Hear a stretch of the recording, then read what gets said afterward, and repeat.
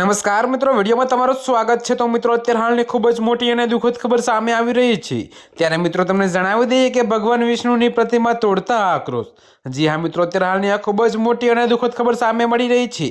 ત્યારે મિત્રો તમને વિગતવાર જણાવી દઈએ કે થાઈલેન્ડ અને કંબોડિયા વચ્ચેના વિવાદિત સરહદી વિસ્તારમાં થાઈ સેના દ્વારા બુલડોઝર ફેરવીને વિષ્ણુ ભગવાનની પ્રતિમા તોડી પાડવામાં આવી છે। જી હા મિત્રો, તો અત્યારે હાલની આ ખૂબ જ મોટી ખબર સામે મળી રહી છે। ત્યારે મિત્રો તમને વધુમાં એ પણ જણાવી દઈએ કે આ ઘટનાનો વિડીયો વાયરલ થતાં ભારે રોષ ફેલાયો છે। જો કે મિત્રો, ભારતીય વિદેશ મંત્રાલયે આ કૃત્યની કડક શબ્દોમાં નિંદા કરી છે।